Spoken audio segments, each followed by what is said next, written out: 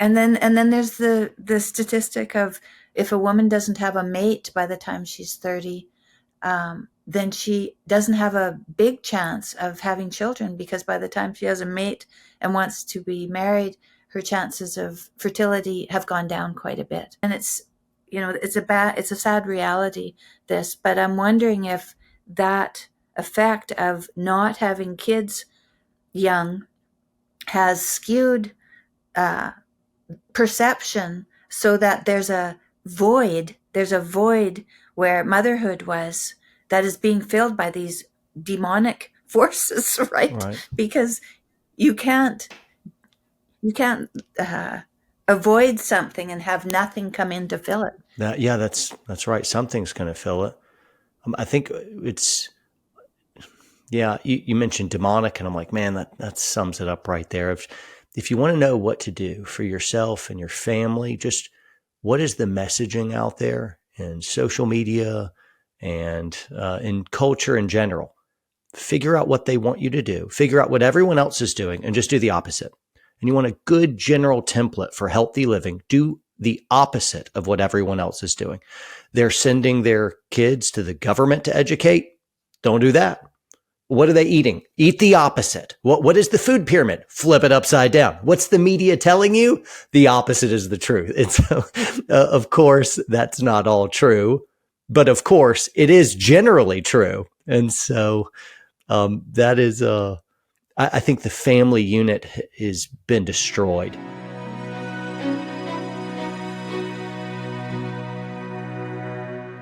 Good morning. Morning, Tammy. Thanks for having me on. Morning. Here we are. It's snowing up here. I bet it's not snowing It is there. certainly not, and I'm glad for it. We hardly have any snow, though. It's just a tiny skiff of snow, which is the amount that any normal and civilized person should have to put up with. But it's just the beginning here. Yeah. So, John Lovell, you're my guest today. Thank you very much for coming on my podcast. I'm excited to talk to you. When I called you and asked, and we had our initial conversation, you were like, yeah, we'll just chat. I'm like, okay, that sounds good. I'm sure we have, I mean, it's really funny. I read your book. So John Lovell is a best-selling author and founder of the Warrior Poet Society. And I thought, well, that's very interesting. Values-based community dedicated to physical protection, the pursuit of truth, and living for higher purpose. And so I thought, well, there'll be plenty of things to talk about. And maybe I don't feel that I can introduce you very well, because I don't know you very well, but maybe you could tell my listeners kind of who you are and what you're up to, and then we'll get going on whatever comes up. Well, sure. Well, I'm glad that we're just having kind of more of an off-the-cuff discussion.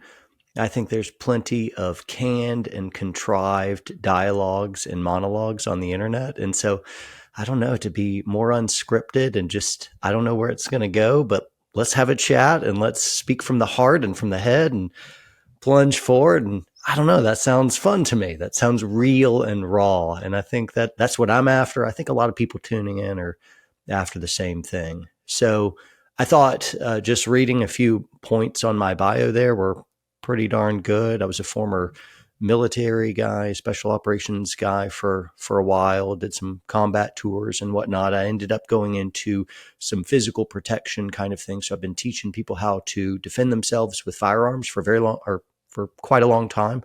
I've also been public speaking. I wrote a book. I do a lot of video content on YouTube.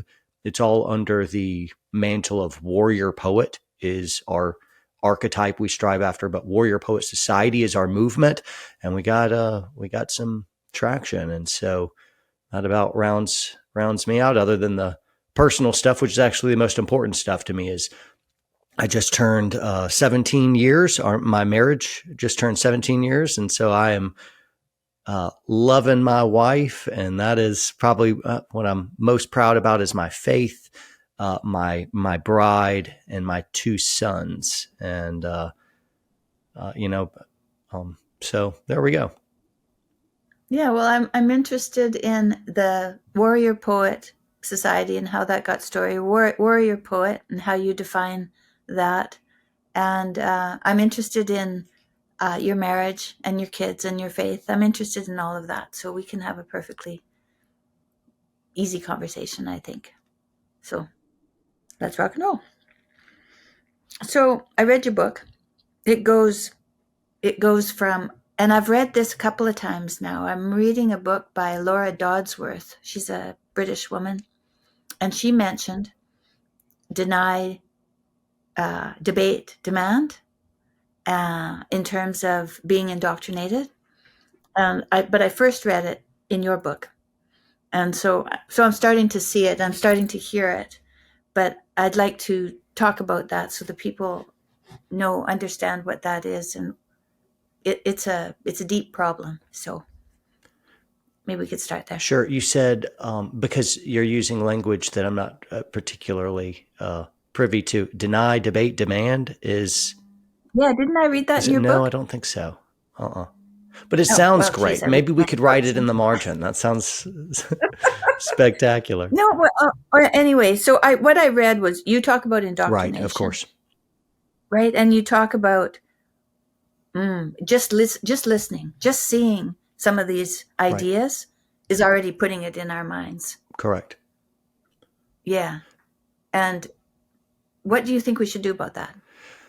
Well, one, I think we hold too much trust in our institutions of power, which have given us every sign under the sun that they have been compromised, that they are corrupt, and they're forcing down some antithetical, kind of authoritarian propaganda. It's everywhere. And if we just had the courage and just a few brain cells to rub together, we could see it for what it is.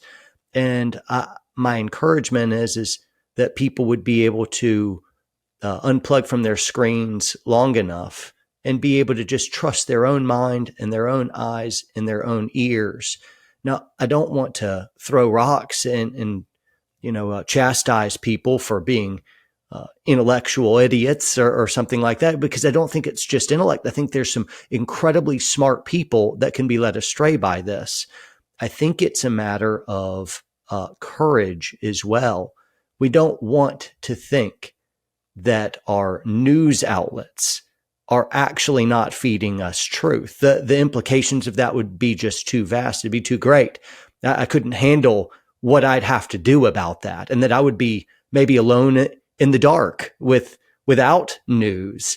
And so I think subconsciously we have a lot of biases that would lead us to continue to trust institutions of power, of like college, the news, the entertainment world, our A-list celebrities, our politicians. We still want to maintain that our party has got some good eggs in it, and they really want what's good for us. But the thought that both sides are just are overthrown or are corrupt, that's too horrible of a thought. And so, though a person may be smart enough to see through it and do the math, we may not be courageous enough. And I think we need to be smart and brave. And what I like about your family, I came onto your husband first, then your daughter, and then you. But you guys are just this glorious think tank. I feel like if I sat at a dinner table and just listened to y'all go, my brain would be just crushed, exhausted by the end of it. And y'all are just making chit chat. Such an impressive family you are. So anyway, I Thank you. like that you are both intelligent and you are brave. I think the world is suffering deeply under a famine of that. We need smart and brave. One of the other isn't good enough. And so, yeah. I think for myself, it was humility really that helped me to find my voice, right? And I wouldn't have. I mean, I led a life of I had pretty strong self will, for a very long time, and thought I knew what was best for me and what was not good for me. And in some ways, I was right. In many ways, I was right, but I wasn't as informed as I might have been if I just would have had some humility and saw the next right thing that had to be done, which is more how I am. That's how I run my life now. and the horizon is much brighter, That's right? great. So it's humility, I think. That's interesting. Immediately you mentioned humility. I'm like, that has the ring of truth. I believe that. And then I thought, why do I believe that?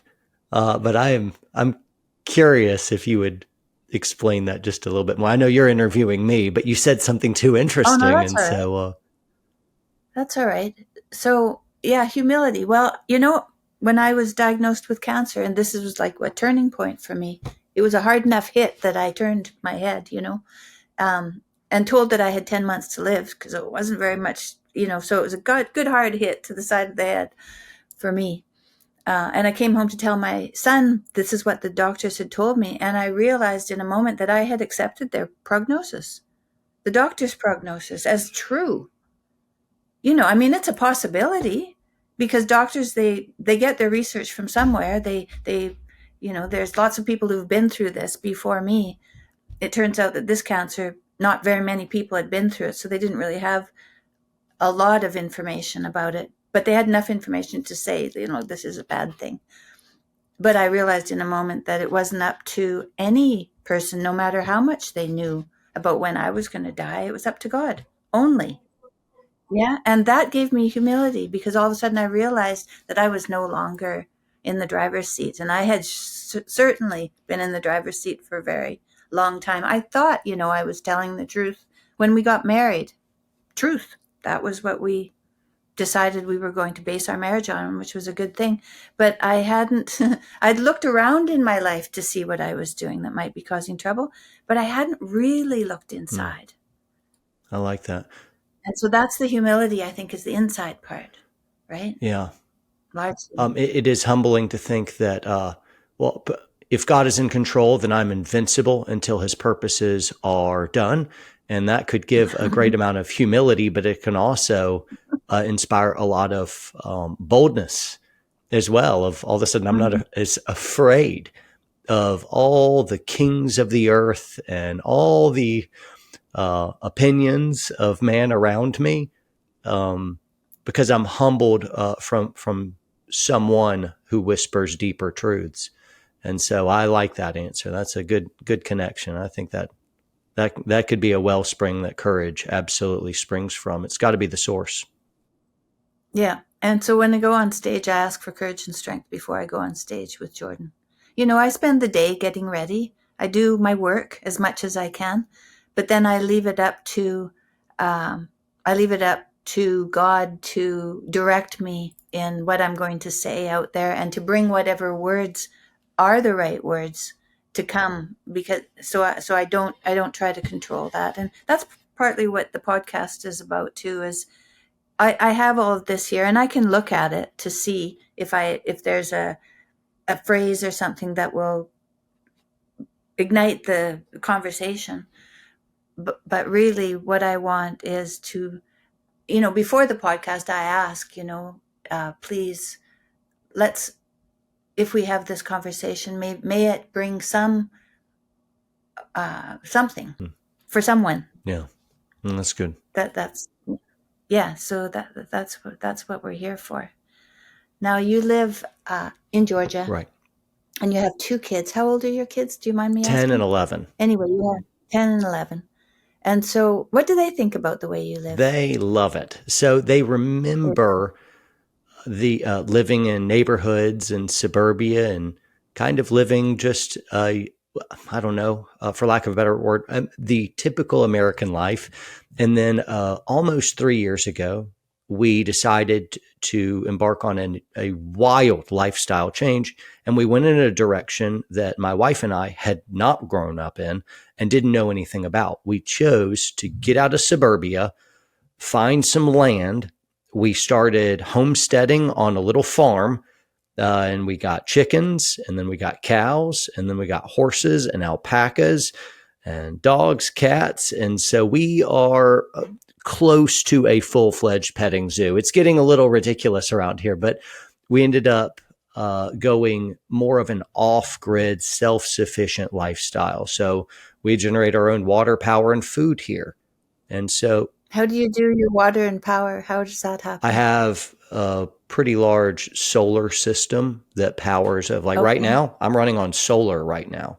This is all And so it's a sunny place. It's a sunny place, is it? it's a sunny place, but I also have a lot of sun capture. I've got a lot of panels and generators, and then Okay. I've got a huge bank of batteries as well, so I can pull from that. So we're not hurting on power, and then we got well water, and then we raise our own beef, and so we're able to, you know, eat a cow slowly over a year, and then we eat our fresh eggs in the morning, and we grow food in the Do you garden. butcher your own meat? Do you hang it and butcher it yourself, or do you have someone do that for So you? I don't farm for a living. I do all kind. Right. I'm running companies, and so I really just don't have a lot of time. And so the goal is Okay. to Hmm. build brick by brick a self-sustaining lifestyle without having it take away from my career and all the things I have going on. So I'll do some stuff, but really I'll outsource and build up some of these things, and I'm just kind of managing it. And if I needed to, I could just take over. But I manage it. My boys are part of the process of like, hey, boys, if you don't take care of the chickens will die and it will be your fault. And so they're being raised with incredible responsibility. Life is in their hands and they are helping feed the family. And so there's a lot that goes into taking care of chickens. And they're also taking care of cows and horses. And if they don't water them, those animals, could be really, really hurt. And so, Daddy, I may be gone for a week traveling or something. And so my 10-year-old needs to be man of the farm while I'm gone. And so it's teaching them real serious responsibility. They have daily chores that they have to do. And then they have their homeschool. We're a homeschool family. And so they're being raised with a family centric, work ethic, lots of play, lots of unstructured free time as well, and creativity. And it's a full life. It's lots of fun and laughter and memories at the Lovell farm. So, in terms of homeschool, uh, is there a certain philosophy that you teach from? There's people. Someone named Charlotte Hmm. Mason who was around last century, and she set up a homeschool philosophy for kids of what they ought to in a Christian setting, what they should learn traditionally and how they should learn a living. I think she had living education. She called it. That sounds like what you're doing. It is, and my Yes. wife would, if she was in here right now, she would nudge me out of screen, and she would regale you with all kinds of things that you and her could share over Charlotte Mason. I've heard the name, Uh and huh. and Oh that's yeah. all I have is Okay. name recognition. We Uh-huh. are pushing more into more of a classical education. Our homeschool Yeah. time for these boys, it's 2 or 3 powerful hours a day. And then it's That's what chores and I've free heard. time and fun. And we really want to foster creativity and let them interact with the world and what's available to them to press in. Right now, my 11-year-old is very interested in video editing. And this has been a bit of a change for us because our kids don't have screens. And so for the very first time, now they have a screen and they're interacting with an iPad and they film and they're editing. And some of the stuff that they've created has us in stitches. It's so funny. And I'm like, no, this is good. This is creativity on fire. This is so wonderful for their development. And they've got this humongous Lego city. I think toys are generally imagination stealers. And so we don't have a lot of toys in my house. We have wild amounts of books because my kids have read I guarantee you my 10-year-old has read far more books than the average college graduate has. Of like literally the stack would be far taller than he is. And so lots of books and lots of Legos, unrestricted Lego collection. And so it's Yeah. gotten Right. I'm big ridiculous. on Legos. So Yeah. yeah. Oh, that's good. So yeah, homeschooling. The education system in Canada, of course, the public education system is very is lost its way, and the children are being indoctrinated in terrible ways. And I was thinking about that last night, and I was thinking, what's going on? Why are men changing their sex to women? Why are women changing their sex to men? What is going on? And I thought, vaguely, I understand this. I wonder if one of the problems isn't the narrative, the feminist narrative that began with the suffragettes, but the suffragettes were getting the vote. And then after that, it was very quickly an oppressor and oppressed narrative that they were setting up. I just interviewed a woman, she was 82, and she was talking about how how she was ostracized from all the feminist clubs that were around because she didn't think women were oppressed. She thought that if women got to stay home with their kids, it was a good thing. And she was grateful for her husband for going out to work. And of course, they didn't want her voice spoken at all. Now she's older and she survived and she's still talking. And so she's getting some traction now, I would say, more than she did.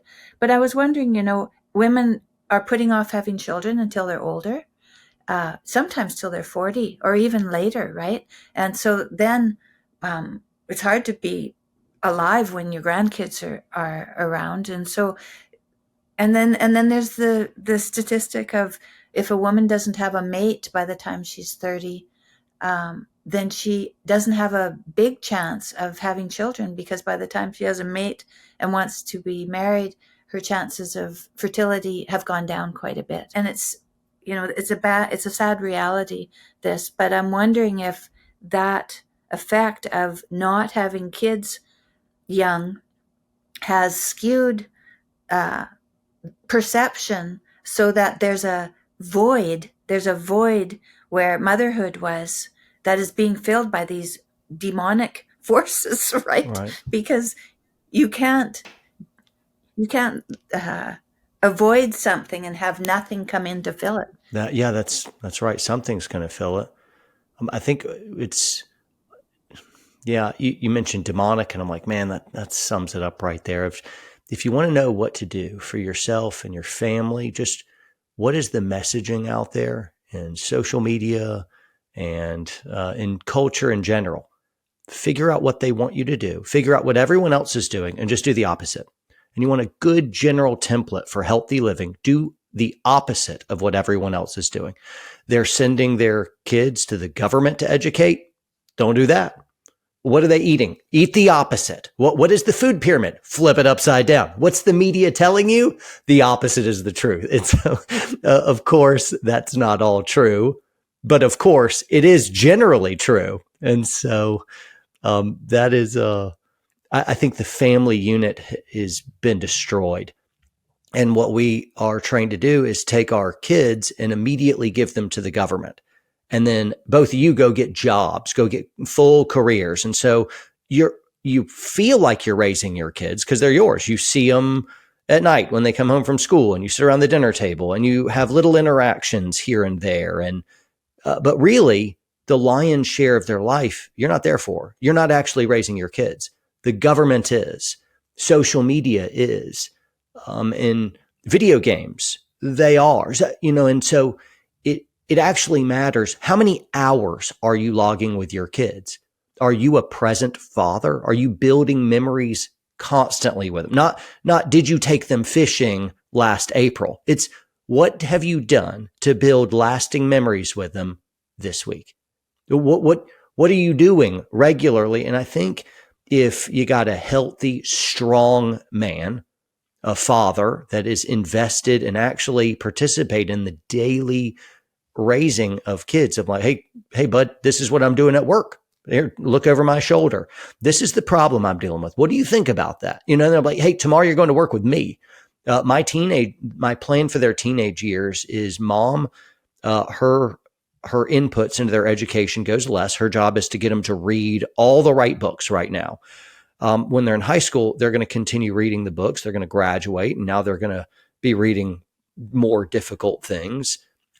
But they're just going to go to work with me, and they're going to learn how to do everything in my companies. And that's their high school. It's real truth. And so I don't know if it's going to work amazingly well, but I do know this. It will work absolutely better than whatever public school is churning out. You can't do worse than government schools. You can't do it. And so anything you attempt to do is better than that.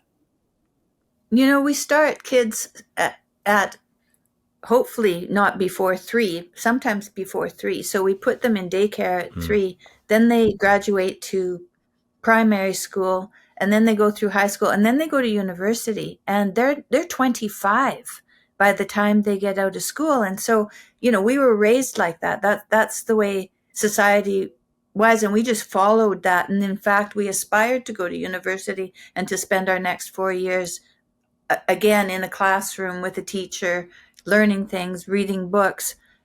But I'm wondering, with homeschooling now being a possibility, and also it could be a number of families who get together and raise kids awareness, 5 days a week. So it wouldn't have to be just the nuclear family. It could be a little bit bigger than that. But I'm wondering about this idea that we've had, this government education idea. It's been an experiment, and I think we're seeing the end result of it now, and that it was an experiment that, well, it was not successful. And how many experiments are not successful? Most of them, right?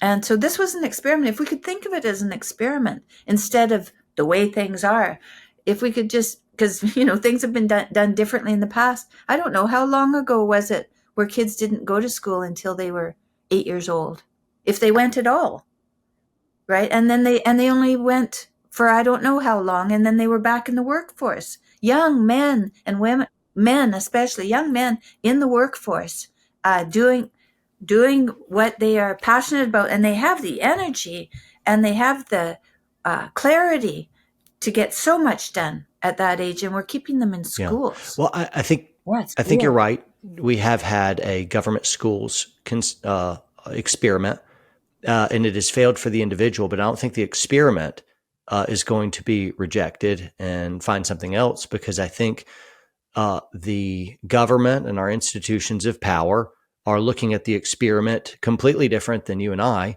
and they're looking at it of this experiment as a roaring success. Now we're saying it's an abject failure because it's very damaging and it's very unhealthy for my kids.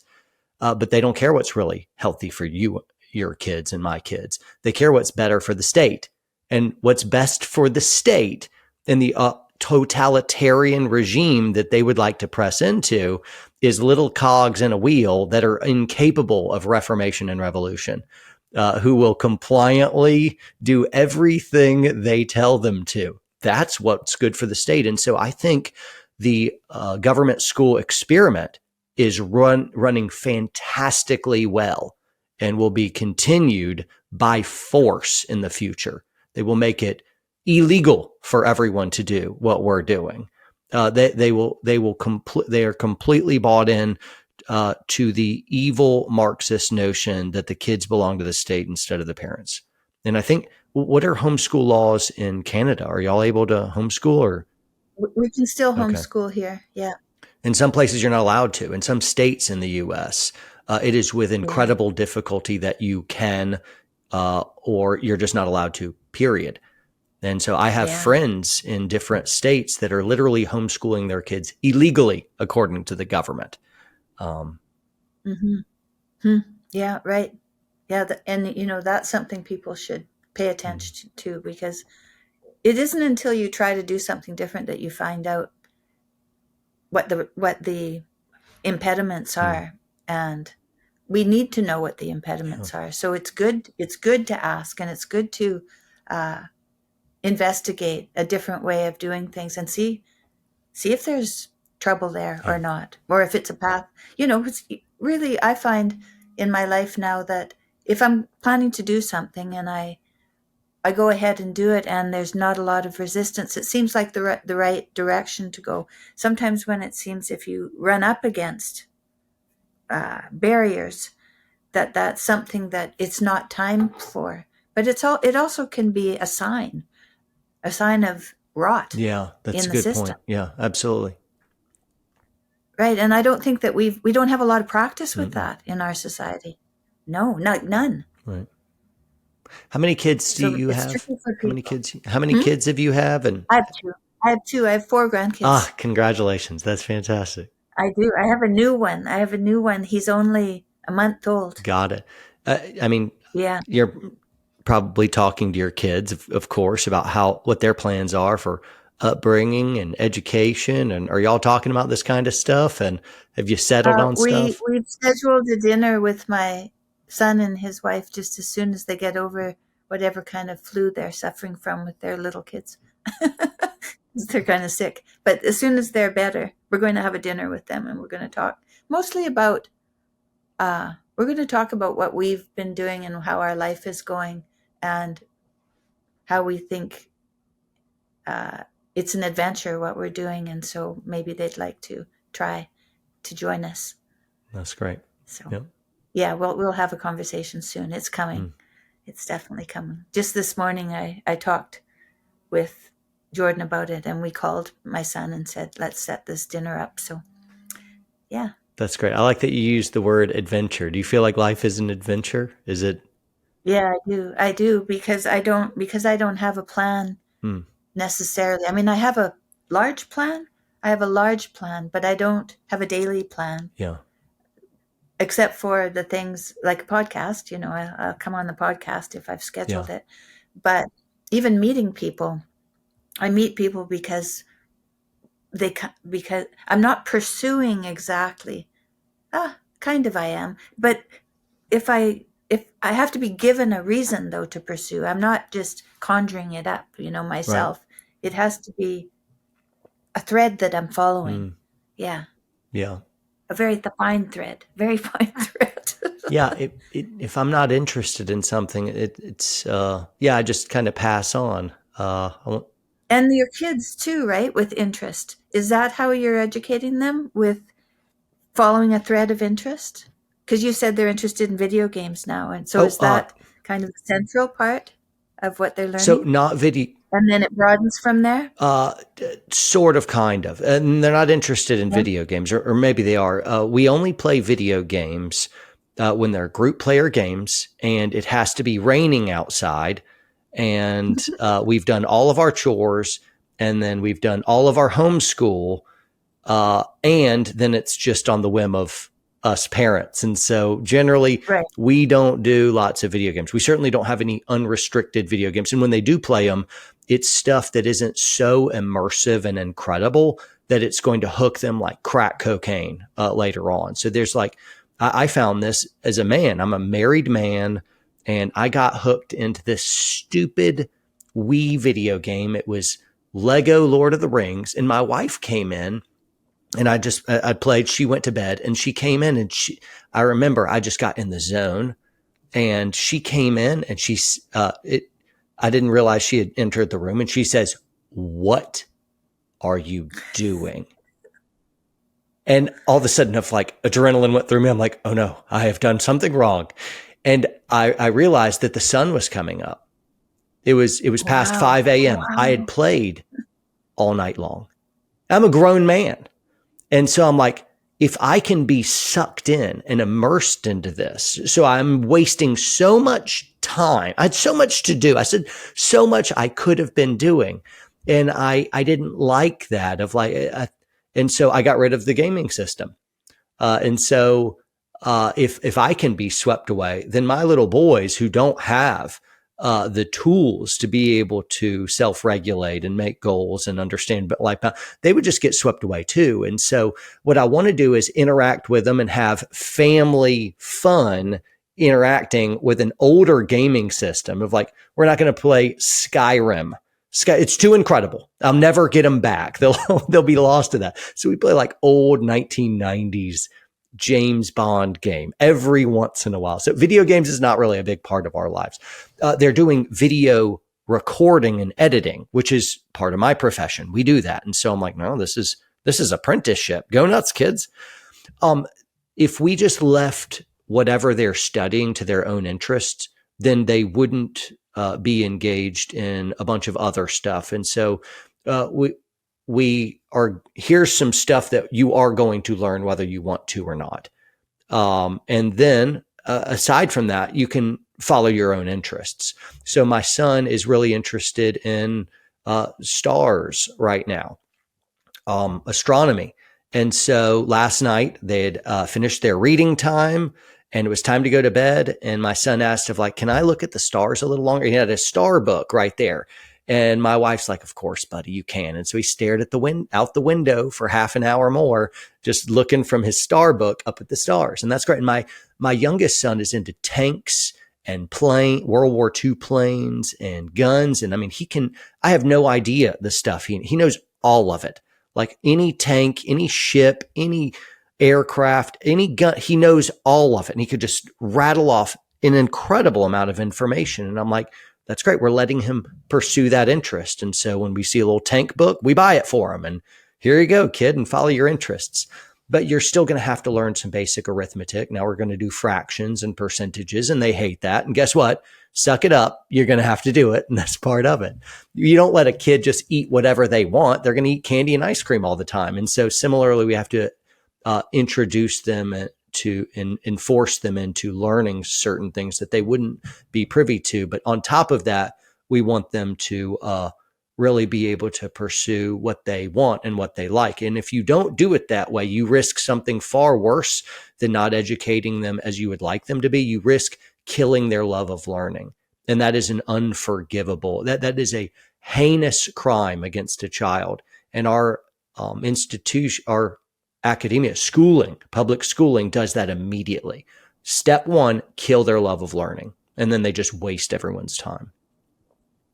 And how do you think they killed their love of learning at the school? I think boys learn differently. They should be out cutting new trails and pursuing some adventure and interacting with each other and environments. So we're part of homeschool co-ops and church and local community. So our kids are around other kids who we know all the time. And so they're leading games and they're creating things, and then they're doing chores and interacting with animals and nature. And so they're really experientially moving their bodies and they're learning key things of leading games. That's really important. They do public speaking every single week, maybe multiple times a week. They stand up in front of people and they present and they love it.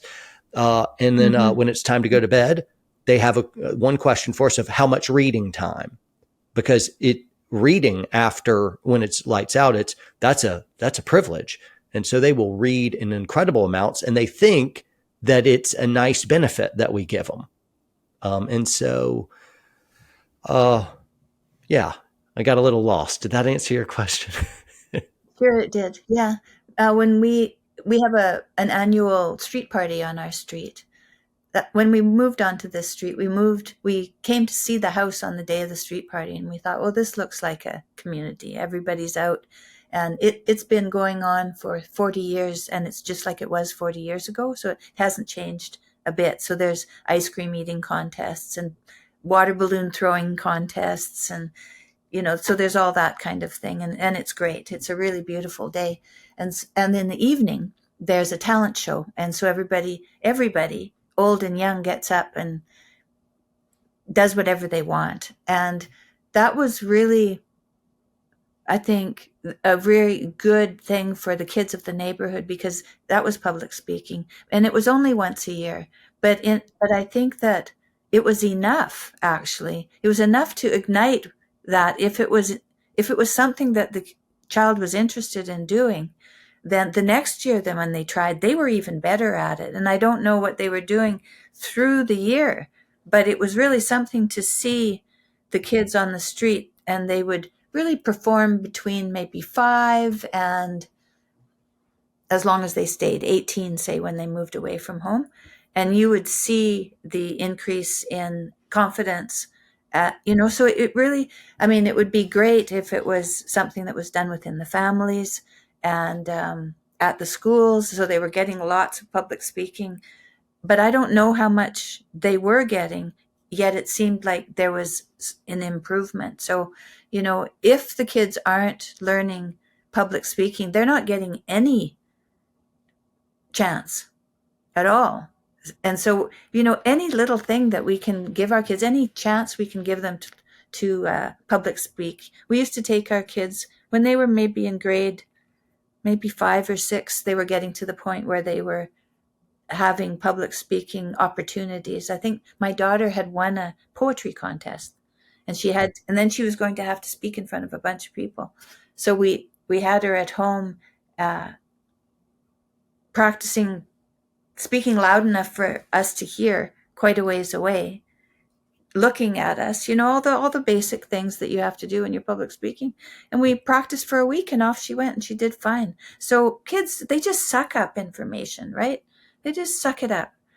All we have to do is be awake enough to give them the opportunities to learn, and then off they go.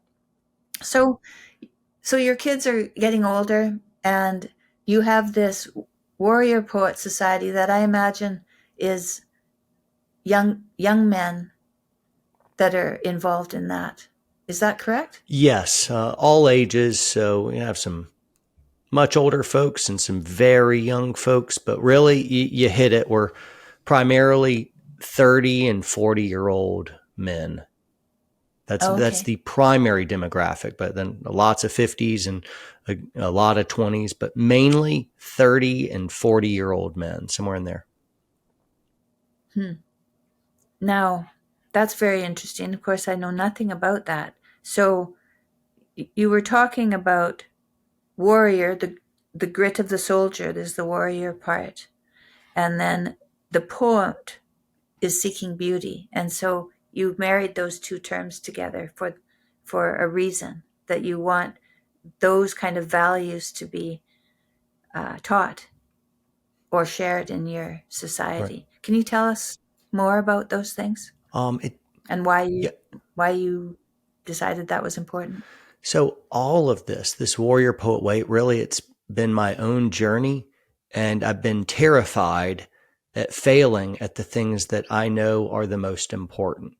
And I also recognized, especially younger, just starting to press into a new marriage, I realized I contained within me just kind of seeds, and that's habits and uh, bad patterns. That it was I was going to end up destroying everything I loved. That's what I felt like. I've never said it like that before, but that's what I thought. I know this from being in Ranger Battalion.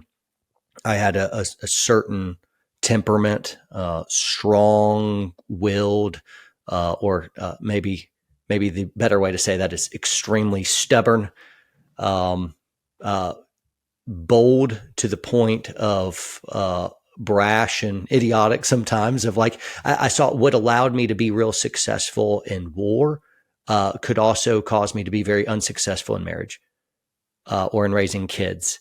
And I realized the skills and the temperament and the habits used to defend a family from forces outside are not the same that flourish a family from within.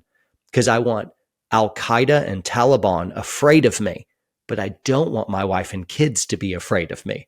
I want them to see me completely different. And so I ripped off someone else. I ripped off something from Revelation chapter 5. There is a picture of John, St. John, visiting heaven, and he saw heaven said, of like, look, the Lion of the tribe of Judah. And he looked, and where a lion was seen by all the heavenly host, he looked and saw a lamb, and that was Jesus, a lamb looking as if it had been slain. And so what the Bible is telling you is that Jesus is fully lion, fully lamb for eternity future and present. And so I'm like, fully lion, fully lamb. If I'm a Christian, and I am, everything in my life is based off that. And my picture of the perfect man is fully lion, fully lamb, then I need to be fully lion and fully lamb. And I did an audit of myself, and I'm like, I see a lot of lion and I see very little lamb. And I'm like, I've got to fix that. Or what'll happen is the same thing that's happening to all my Ranger buddies who go and get out of the military, and they all get divorced and their lives are falling apart. They succeed at war just to come home and fail at life. And I don't mean that happened to all of them. I'm just saying it happens to most of them.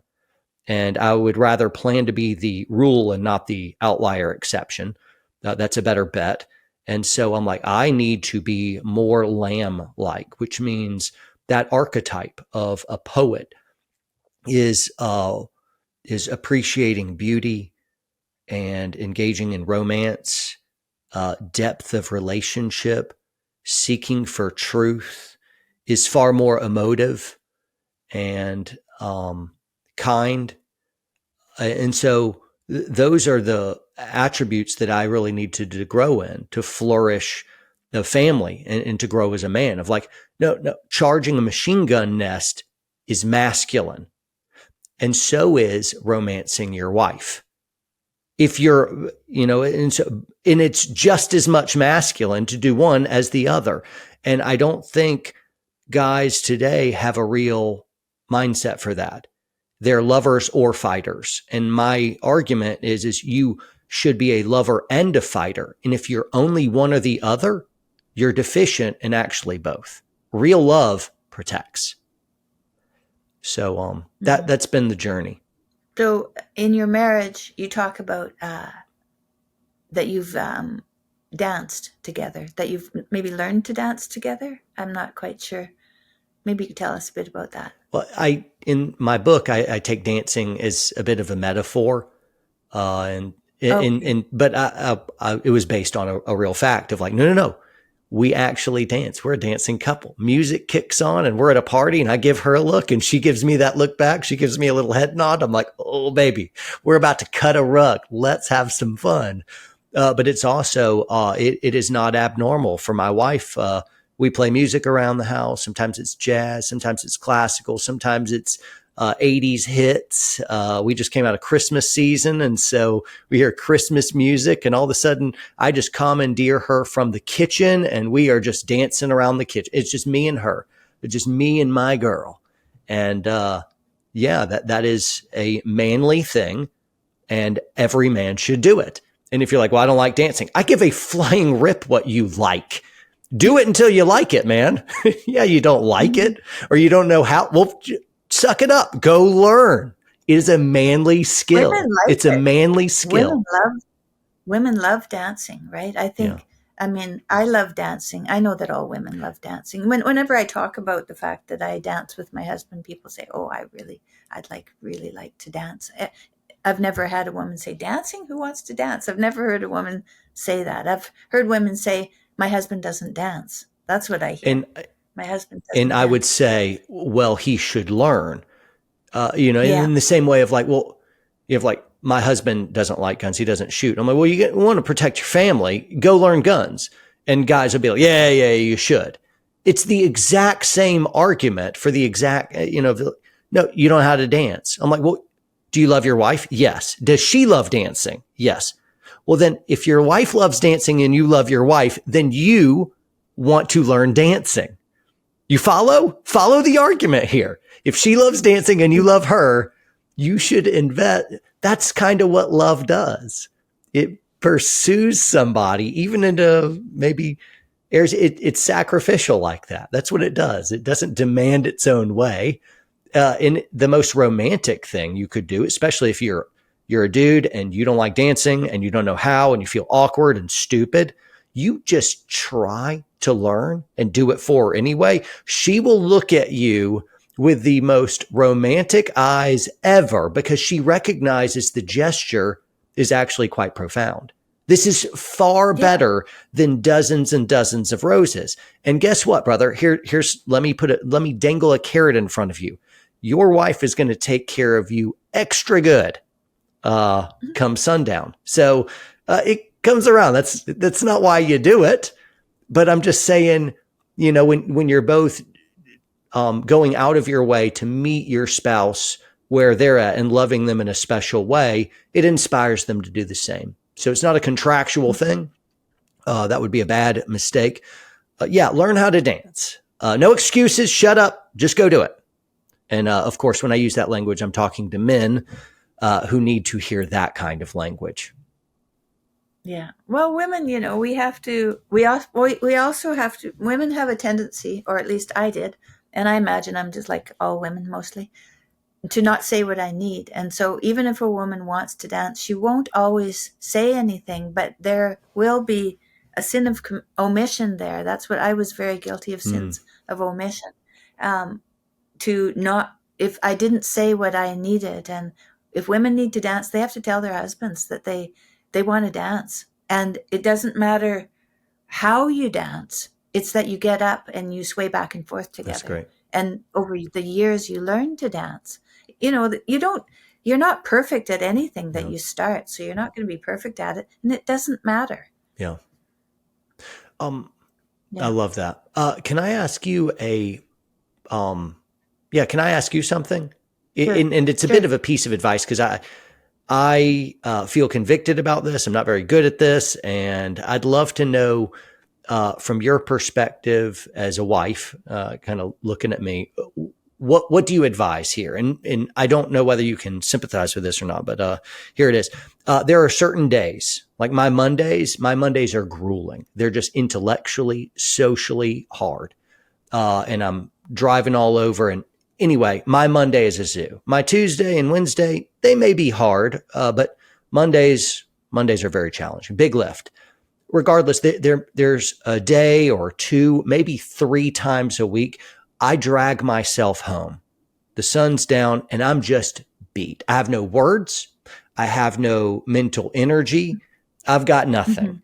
Hmm. And, Hmm. you know, those are the times where, of like, we're sitting around a dinner table with the kids and I'm short and snappy and I got nothing in the tank for the missus, and she's in a good mood and she's stored up a bunch of words for me and she wants to connect and I don't have anything to connect with. And again, this isn't me. This happens periodically where I just get so worn down. Um, how do you advise uh, a wife to approach a husband that just, hey, you know what? Every couple weeks, he comes through the door and he's just had one of those days. How would you advise a young wife to deal with that? And what would you advise me to do on that? Can you relate at all with that? Sure. So what would be the optimal way you could be greeted at the door on a night like that? Um, well, I mean, big smile on her face, big hug, thrilled to see me. And that's such a good question, by the way. Uh, yeah, it does whatever. And then she says, hey, go, why don't you go put your stuff down and just settle in for a little while? And so then I can go put my stuff down. Oh, and my kids say, Daddy, they run up, hug me, and then they immediately leave me alone. so, so I can go put my Right. stuff down and I think be utterly alone with zero questions for 30 minutes. Then I can Mm-hmm. rejoin, talk, hang out a little while, interact and hear how their day has been, eat a good dinner, and then break contact again for the rest of the evening. Then that night, my bride and I read together or we just watch some show together with not a lot of communication. Some, but not none.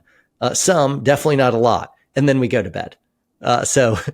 very, That sounds reasonable. That sounds okay. reasonable.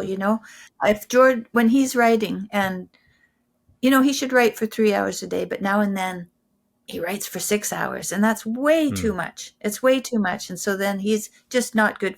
In fact, it ruins the next day because he doesn't have enough energy Hmm. even to engage the next day. It's too It's much. nice to know that Uh, he has some limited mental resources because oh, the absolutely. public three doesn't hours of really get that writing. impression. That's he's got a lot of energy, huh?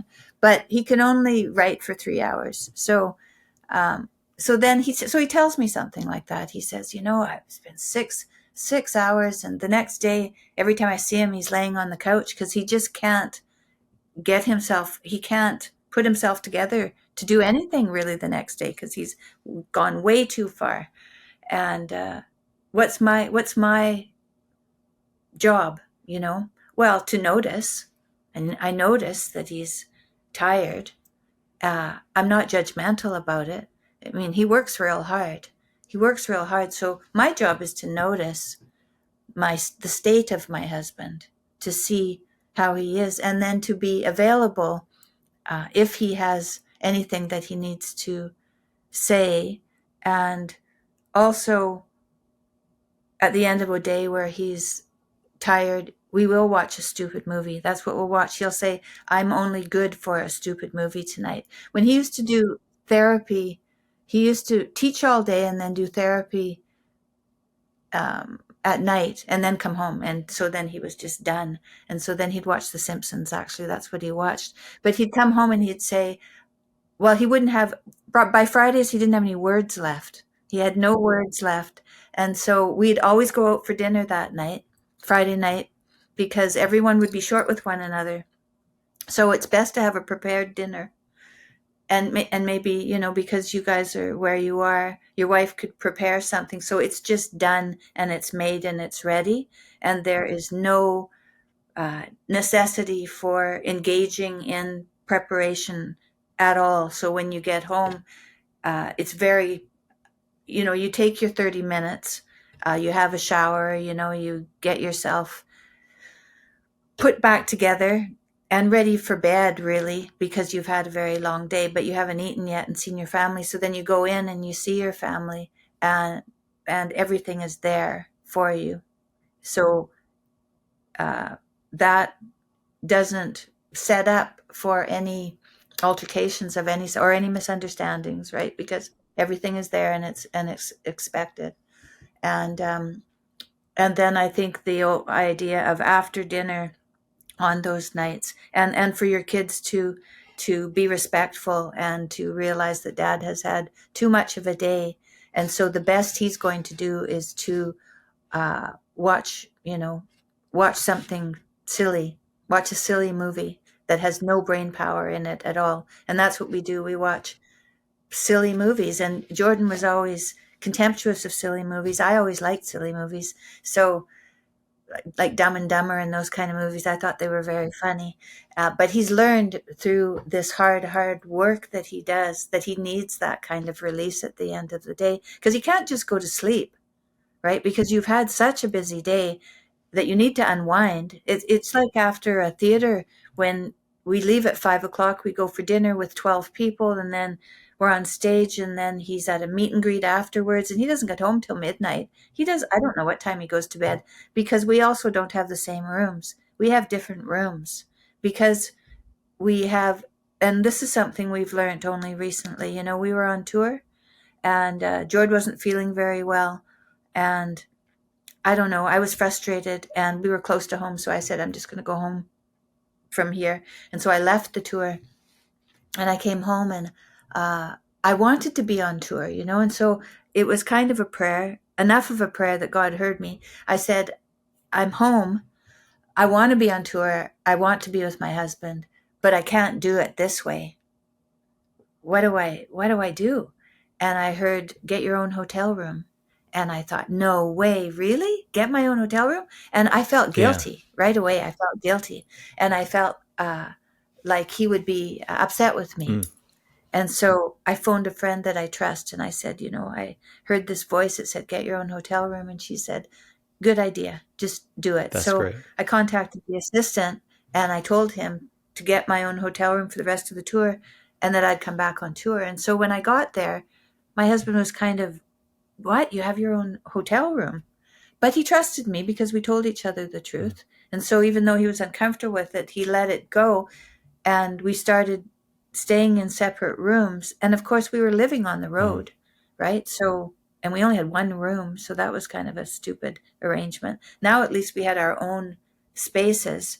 I could do my podcast because I wasn't doing mhm, it, because I was being quiet in the room when he was doing his podcast. So I wasn't doing mine. And I do Pilates in the morning, but I was doing it like in the bathroom on the hard mm, stone floor, because I had to be quiet, and it was just not, we were too close, right? We were too close. And in order to fix that, we got two different rooms. And this has been really interesting, because now if he comes to see me in the morning We have two different rooms in the hotel. He'll come in the morning and say hello. And he does that practically every day. Men, they just come every day, say hello. That's what they do. But then, once a week, or I don't know how often, every 4 days or something, I actually want to go see him. It's not every day, but now and then I want to go see him. And those are the days where I go see him, where uh the communication is perfect. The romantic uh, engagement is perfect because I have humbled myself and asked to be with my husband. And that seems to be necessary for a truly, um, a truly, a true communication. I don't know. It's really hard to communicate in civilized language, but and also to understand what it means. And I'm not quite sure yet what it means, but you have to have enough separation so that you need to ask each other for what you want, not just assume and not expect. And so you don't want to come home from work and be expecting this without having to ask for what you need, or your wife or your kids have to ask for what they need. They can't expect, because as soon as you expect, that's a future resentment. And so you don't want that kind of situation to be set up. So your job is to really tell your family that on the nights that I come home, this is what I need, and you just told me what it was. This is what I need. And so let's just set that up and see how it goes. Let's try.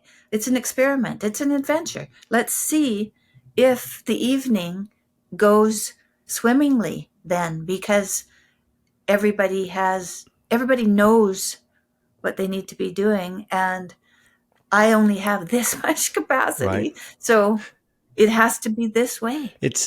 I'm blown away by the question because immediately you asked it and it was so simple.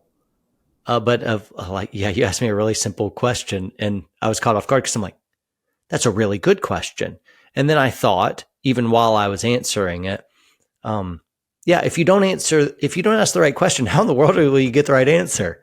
And so, hey, what would the best reception look like? Now, I guess this has been a haunting question for me because, we have kind of settled in to, I want to put my stuff down and be left alone. Hello. Good to see you. Yes, day went fine.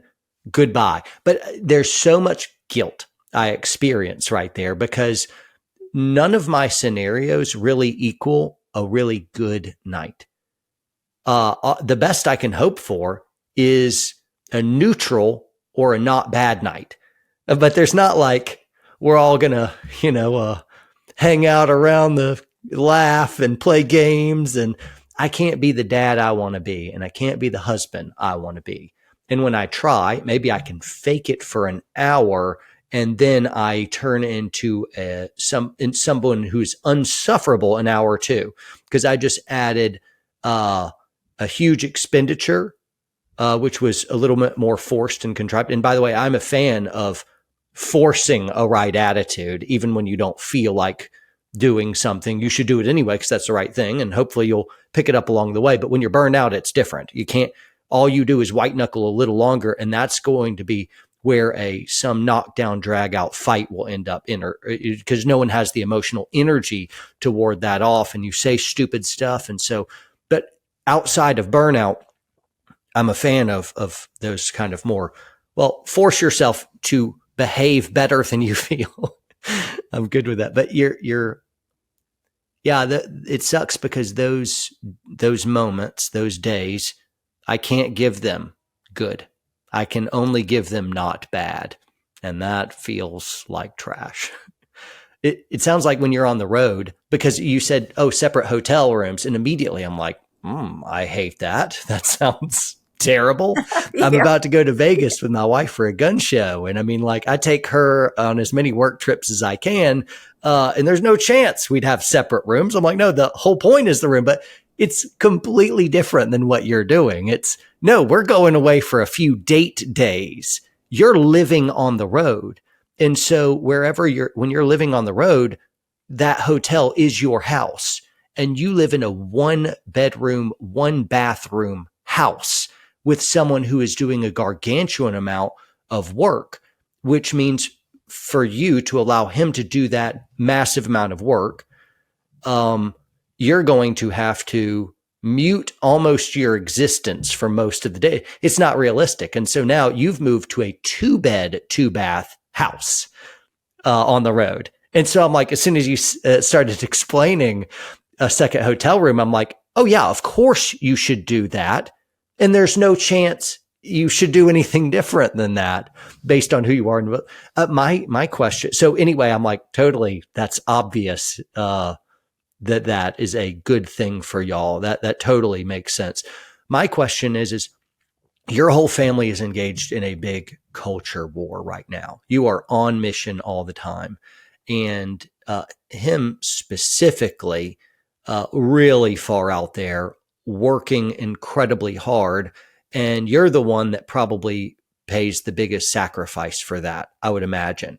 You have to share your husband with the public all the time. And take a back seat to that of like, you could put down your foot and be like, nope, I want you home more. And then he would do it. Yeah, maybe he would. I don't know. I don't know, but I don't know. I don't think so. I think he's gone. Like yeah. he's who he is now. He's not who he was. Oh, And so if I'm not on board, I don't think we'd be married anymore. I really don't. It's too much. What he's doing is too removed from what it used to be. We're rarely home. got it. We're rarely home. We're home this month for 1 month. Wow. And it's been since last summer that we were home. So so I had to learn to live on the road. But we don't share a bedroom at home anymore either. No. And I don't know if it's a function of just how public our life is now, so that we have to have alone time more. But it's not a bad thing, this having. And when I talk to people I've talked to a couple, their kids are just graduating from high school and in first year university, and they aren't having a good romantic life, and they haven't for a while. And I suggest they stay in separate rooms, because often, women and men, they have different needs, and it forces you to say what you want because now you're in a different room.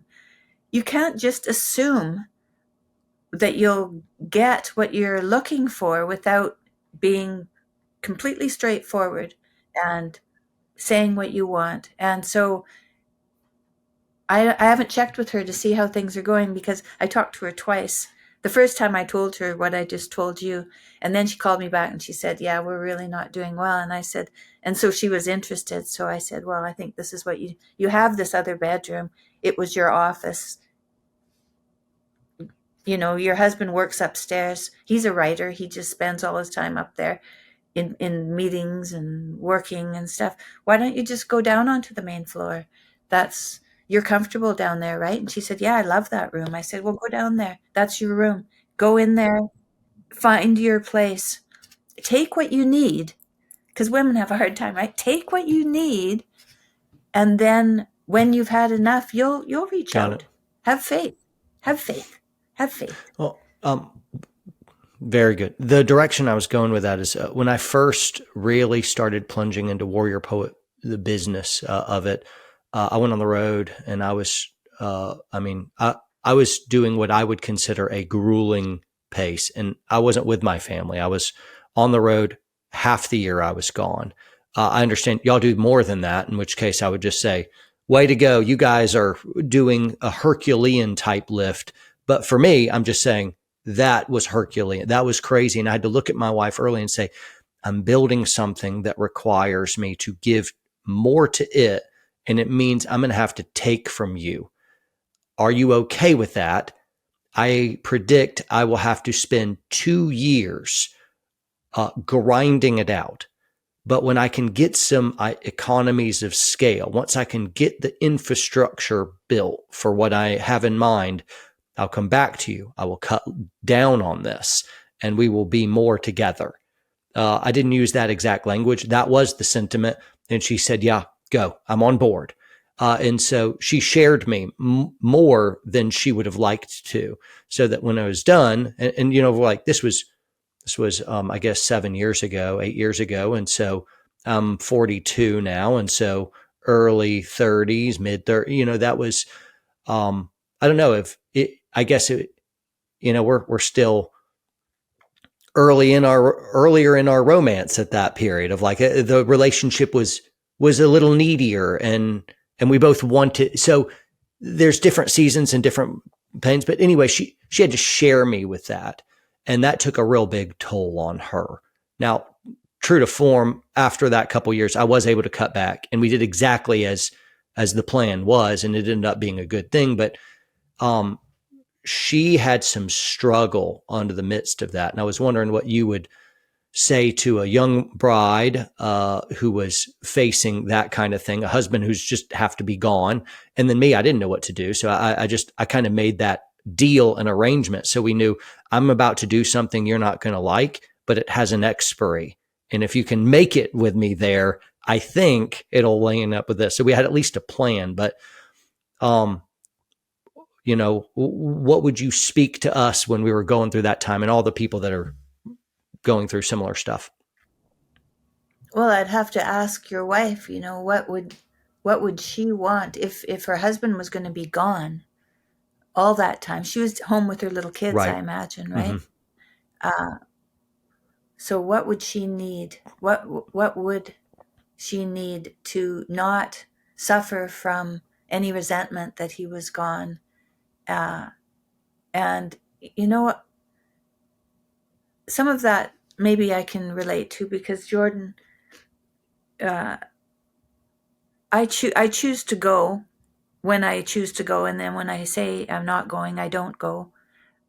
And I'm very clear about how much I want to be involved. And the first tour that we went on, I was pretty much a silent partner, right? I just sat in the crowd and watched, and I made sure he got to the show and was fed and nourished and all of that for a year.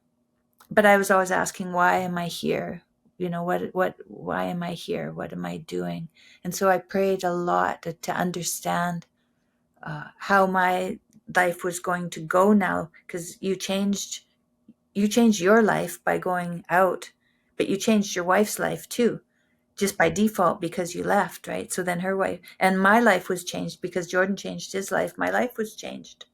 And so but it took me, that whole year, I think, and more, because then I got sick. So then I was gone, and then there was the tyranny that we all had, and and so it was years, actually. It's like 4 years or something before we went back on tour again. By then I realized that I had to have my own. I had to decide what I needed. What I needed was I needed to talk on podcasts with people. So I needed my own conversations to happen, because I wasn't getting my conversations anymore with him, because he was now too busy and he was gone. And so that wasn't going to happen anymore. And so I pretty much just prayed on it until I found what it was I needed. And so I think that we're going to go, in every relationship, in every marriage, we're going to go through different seasons, as you said. We're going to have different needs, and we're going to have different challenges. And at every one of those, we have to take stock ourselves and ask what we need. And then when we find out what we need, we have to ask for courage and strength to do what we're called upon to do, and then to see where it goes. And that's the adventure. I was going to say adventure. Yeah, we came full circle. That's the with the hard stuff. It's not all this utopian, dancing across fluffy clouds and everything's swell, but it's hard struggle and defeats and setbacks, and then beauty and wonder. And I'm like, no. The totality of it is the adventure. And there's romance in the sunshine and the rain clouds, but you go through it together, and every single season can do something that is good, even if it may not feel that way at the time. But that's people think they wanted adventure, and they don't. They don't really want an adventure.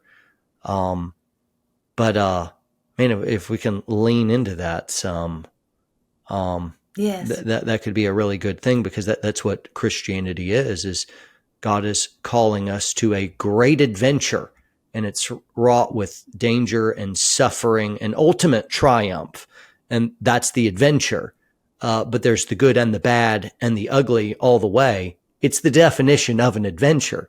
And there's no greater adventure than following Christ, for sure, because he will lead you into places you do not want to go, and to fight enemies you do not have the strength to prevail against. And so pretty darn interesting. But I Yeah. loved how early you said adventure, and then you totally brought it back up through the midst of, we're talking about hard stuff. You're talking about cancer and living on the road and tyranny, and holy cow, these are dark storm clouds. But you're a champ. You're awesome. Oh, thank you, sweetie. That's so nice of you Way to to go. say. Bravo. You had my respect. I started looking into you after we had first made contact through our mutual friend, Josh Alexander. And I listened to your testimony, which was really moving.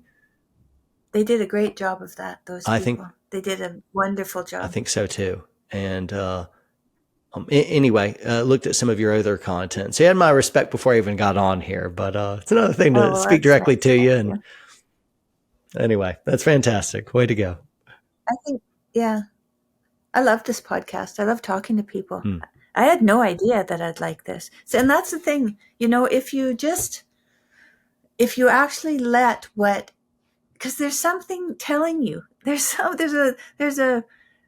have an inkling of who you might be, and if you will allow that to show itself to you, you, and then if you can communicate it, even in its in its raw form, before it's even formed, that's possibility, right? That's possibility right there.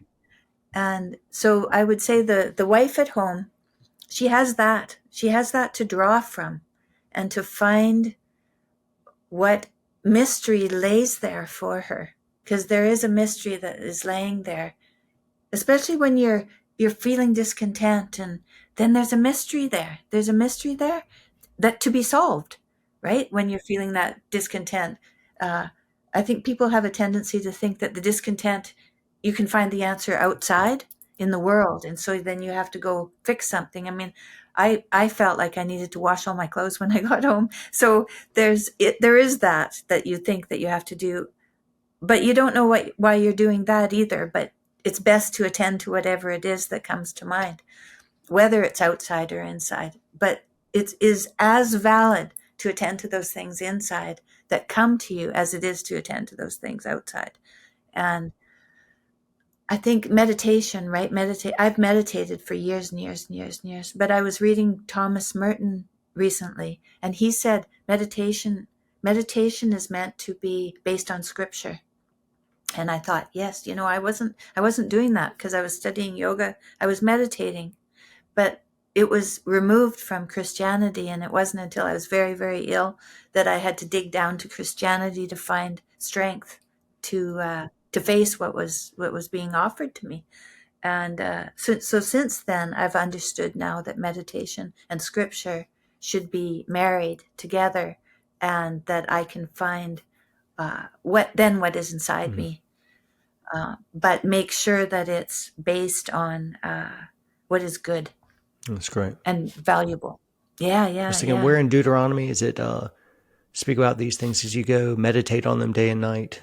It's talking about the scripture and the words of the Lord, but somewhere early in Deuteronomy 1 or 4 or 6, Mm, something like that. But yeah, I'll have to look that up. that's a good word.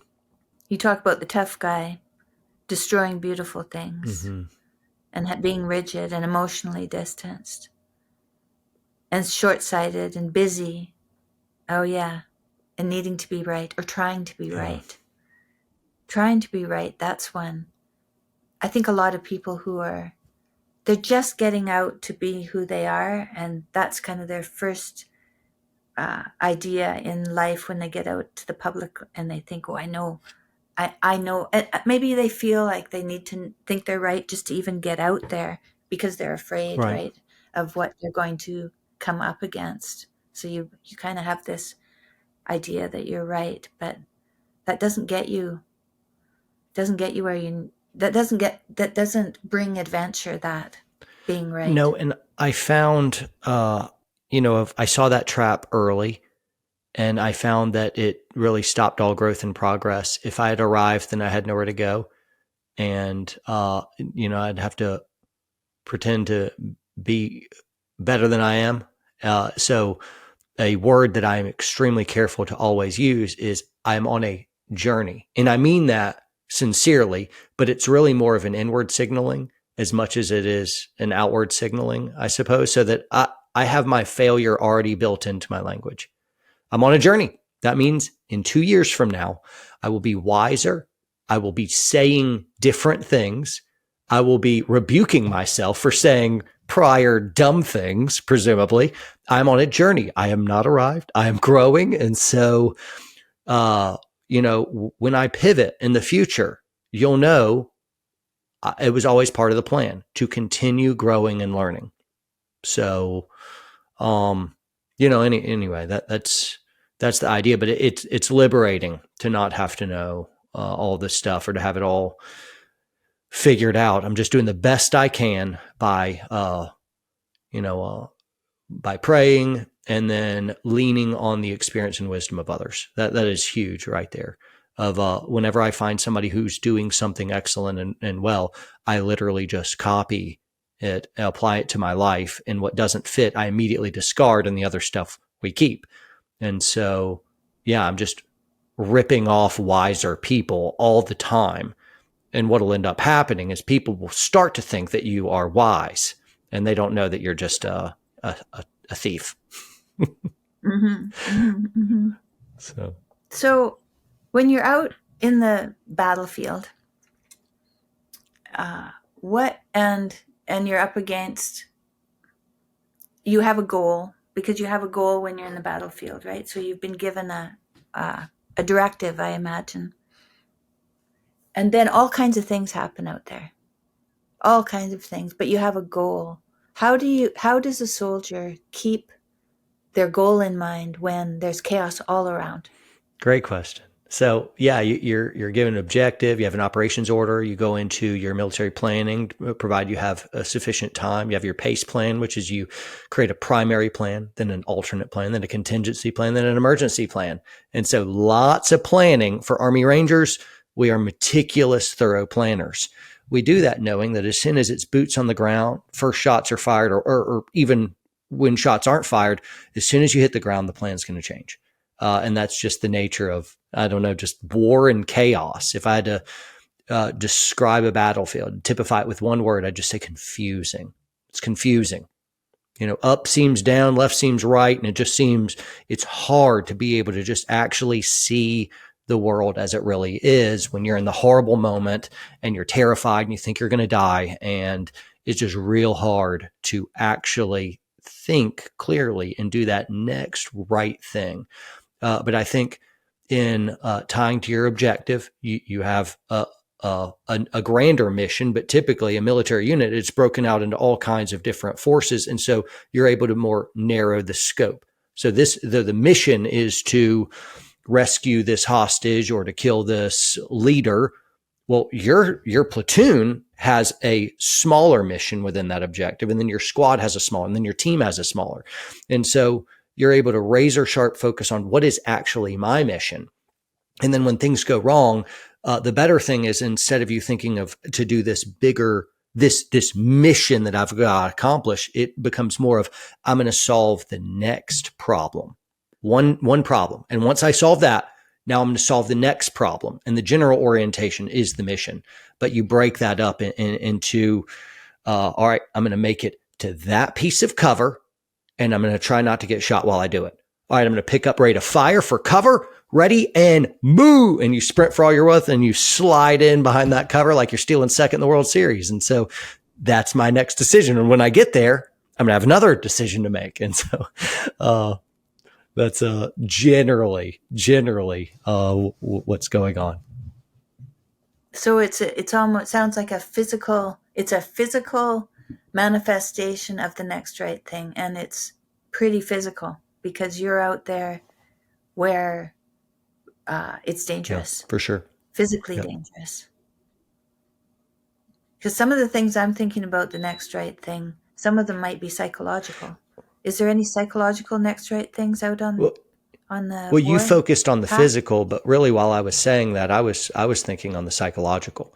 You're right. Oh. It does sound very physical to someone who doesn't work out twice a day for a living, for the ends of being a war fighter. And so that's what we were doing, Ranger Battalion. And so the physicality of it was kind of like a granted, like we do physical stuff. It's just, but that's just part of it.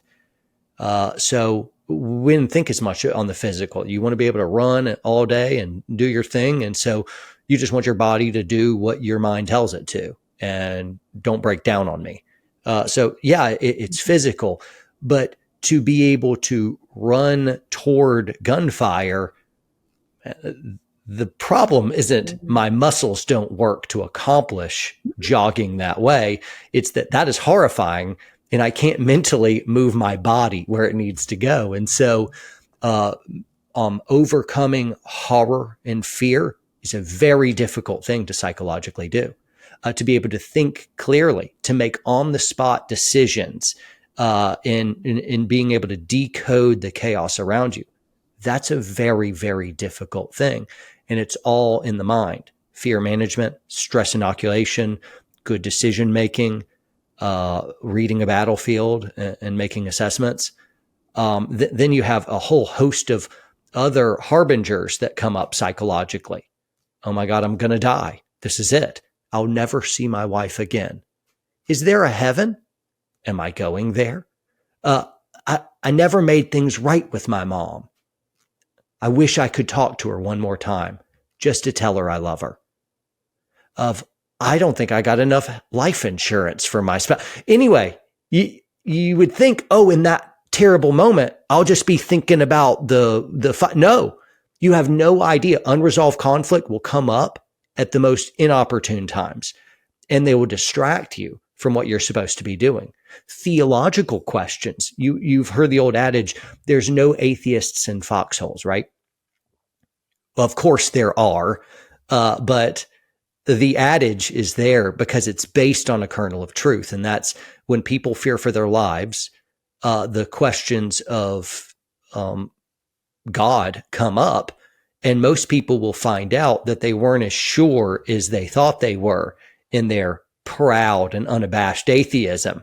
They realize, I actually don't know if I was right. And so there's no atheists in foxholes in that respect, because the most proud atheist will find themselves doubting and will find themselves leaning toward this God who they sense in that moment of clarity that there is something beyond them, and they're not right with it. And so it is really important, psychologically to make sure that you've answered those hardest questions. No unresolved conflict, no unfinished business.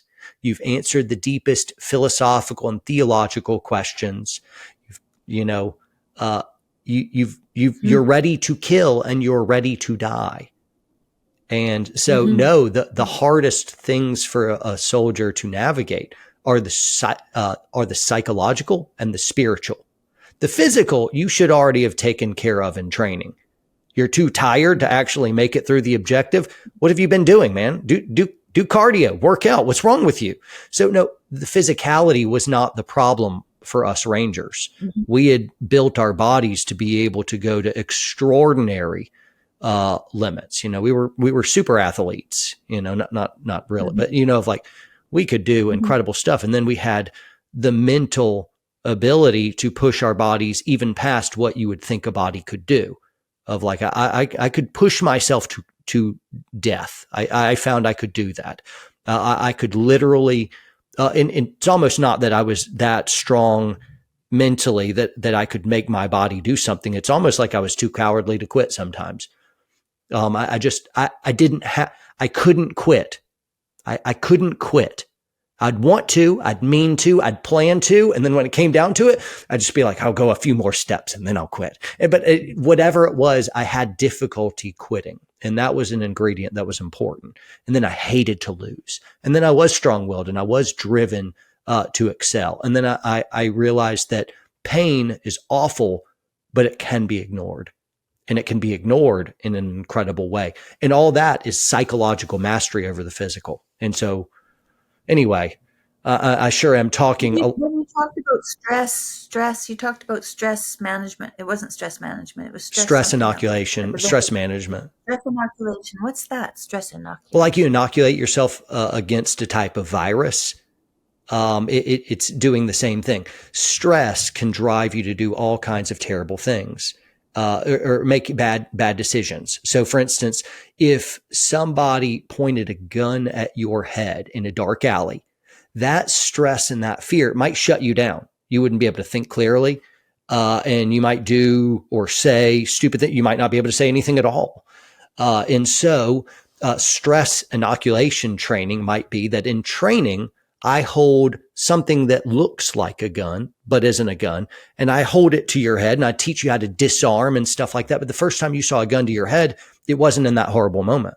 It was in training. It was in a controlled and very safe environment where I was teaching you disarming and I was teaching you criminal psychology and I was teaching you these variables. And in doing so, I have inoculated you against this stressful moment. And so that's what I mean. It's something a little bit, it is a type of stress management. And I subject you to a bad thing in a safe environment. So when the awful thing happens. So before you ever got in a gunfight, I want to get you in simulated gunfights. I want to convert our guns over to shoot a training munition that isn't lethal. It's just going to give you an ouchie. It'll give you a little whelp, so you get hit and you'll be like, I wish I hadn't gotten hit. But you get to go home that night instead of to the hospital or the morgue. And so that's a stress. That's a way that we can get you used to gunfighting without killing you. And so all this is really, really important. So fearful people, guess what? The more you hide yourself away from all the things that scare you, the more fearful you're going to become. The only way to conquer fear is to run at fear. And I think in running at one fear, you start to push other fears away too. So if you're afraid of heights and you're afraid of enclosed spaces, if you go skydiving, you're more likely to be able to go splunking next weekend. Mm-hmm. Right. So when you have these, do you have workshops? Do you have how do you teach these to these young men? Is this a block of days that you have the young men with you to teach them how to do all the things that they need to do to be able to be formidable people, but thoughtful? Sure. So we do, Warrior Poet Society does in-person training classes around the country. And so we go all over the place and we're teaching rifle classes, pistol classes, room clearing classes. We teach some home defense stuff and long range shooting. And we'll teach it in person. And then we also have an app. It's WPSN. So we have our own place where we have our online classes, and then we have a bunch of shows and stuff like that. It's our middle finger to big tech censorship as we have our own app, WPSN. And so our training classes are there. So there's in-person classes and then there's digital classes. Obviously, I want people to go to the in-person classes, but a good way to kind of get ready for those is to first watch classes online. That way you're already familiar a little bit with some of the data. So when you're there physical in person, you're getting a lot of the material for the second time, which allows you to actually digest it. Imagine, of like when you watch on WPSN, you're able to actually chew it so that when you see it in class, you can swallow it. But some folks are just too blank of a sheet because I'm not after SWAT teams or military guys. Nope. I'm after actually everyday people. So like I'll have a couple on they got a training class for their 30th anniversary. And so they're in Pistol 1 together and they're smiling. They got their stuff and they have no idea what they're doing. And I'm like, that's who I'm after. I want to introduce people into the world of firearms and start them on a journey that ultimately is going to land them somewhere profound. But I'm not going to start them at, here's a gun to your head. Now do something. Raw. I'm like, no. This is a firearm and this is how you, and so it's a really sweet and gentle introduction while we start stepping them up through future classes toward an ultimate goal of being able to actually prevail possibly in a fight for their lives. How many stages are there for somebody who's like really new at this? They don't have any idea. So Pistol 1 is a all day class, and that's more of an introduction of, it's a little bit more advanced than like the most basic of classes. Like we're going to assume you already know this is a gun, and you have 4 universal firearm safety rules. You got to watch a video on that before you even attend the class. So here's how we interact with firearms. There's 4 basic universal firearm safety rules. If you follow these 4 rules, it's impossible for any accident to ever happen with this firearm. You're not going to shoot yourself. You're not going to shoot anyone else. But when we approach firearms, it's far more with a systematic series of protocols. These are your 4 universal firearm safety rules that are inflexible and they never change, right? This is how you load a gun. And you can do that online learning so that when you approach someone like me or one of our instructors, we're able to really interact with somebody and give them a better bang for their buck, So, but they learn how to hold a gun in Pistol 1, how to shoot, how to reload, how to shoot faster. And so typically we find that some folks have been shooting for years and years. We'll probably do more truly for them. And 10 minutes with an instructor will get you years farther than you would have ever gotten on your own if you ever get there in the first place. And so professional training can be a really good cheat code. Then Pistol 2, then there's Pistol 3, then there's room clearing class. If you ever get in a gunfight, it's going to be in or around structures, which means room clearing isn't just something for SWAT teams. It's a one-man room clearing class, is a home defense. It's a workplace violence. It is an active killer event. It's all room clearing. And so we teach that to civilians as well. That sounds very useful. And especially to a Canadian who hardly any of us have any guns. Well, it's actually, some of us. It's actually quite fun as well. It's really fun. And people think of it as just sometimes when you haven't been around this culture, it just looks so uninviting and so formidable. And if you actually got in, if like, no, these are good people, of like all our students, of like really neat, kind, good, accommodating people. Nobody's puffed out chest and high nose and an expert and whatever. Of like, no, everyone's real accommodating, wants everyone to win, and everyone's on different journeys. And it's actually very, very fun. You got couples in there that are smiling ear to ear and really enjoying. And so I don't know. It's kind of like somebody who's really afraid of going on a roller coaster.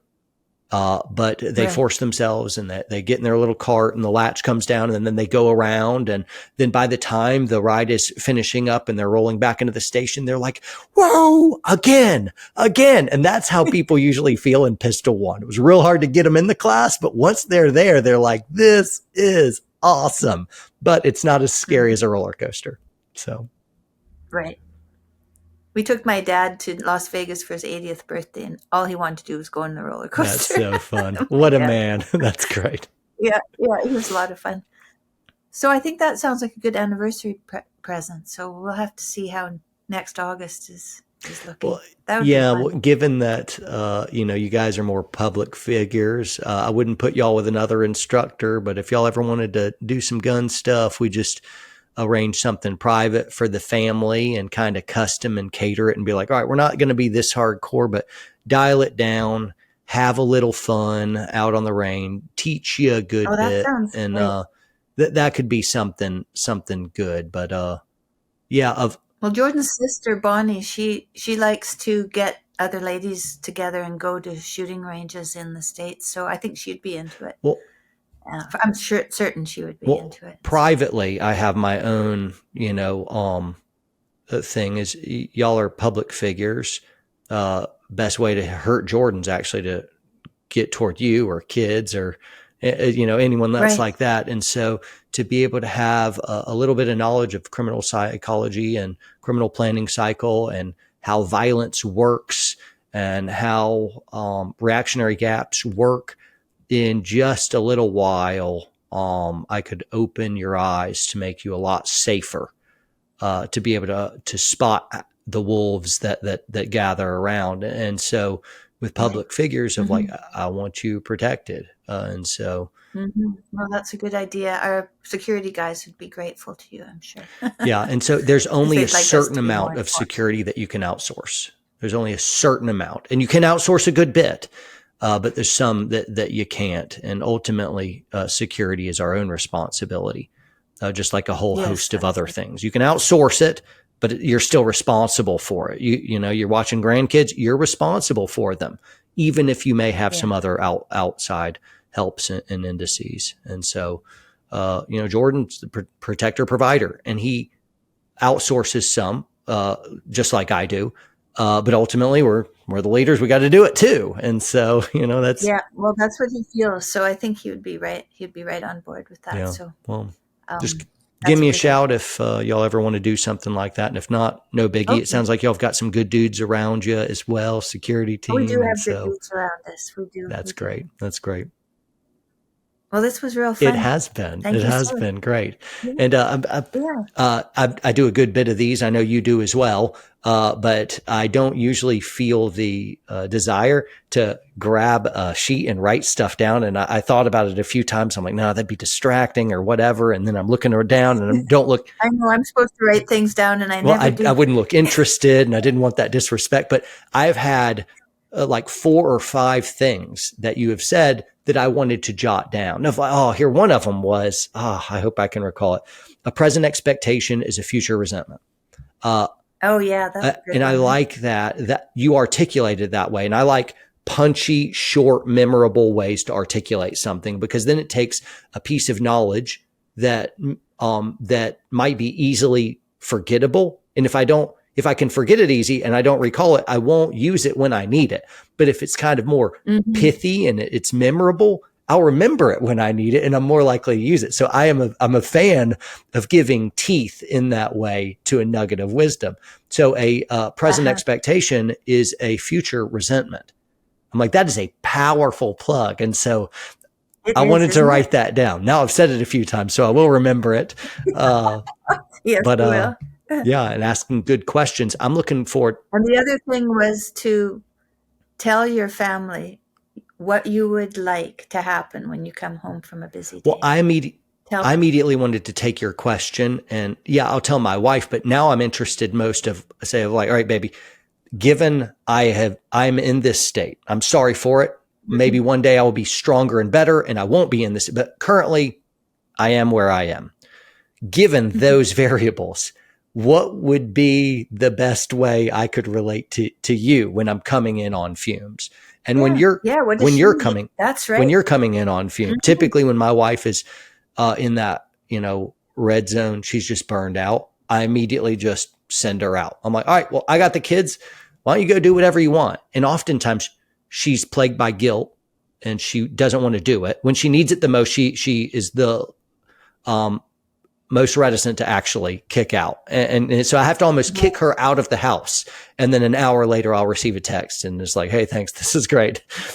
But anyway, Yeah. Well, having her write down what she I needs, intend to ask her even on the immediately. nights that you come Yeah. home, that'd be good too. Yeah. That'd fill it out. Yeah. That's Yeah. great. Well, very good. Well, don't be a stranger. Reach out if I can do anything for you. And I Okay. appreciate this. It's been Okay. great. I really enjoyed this. Well, I would look forward just even talking to you that first time on the phone. I thought, oh, this is going to be real nice conversation. So thank you very Thank you. much. Good luck with Thank you. You as everything well. now. Be well.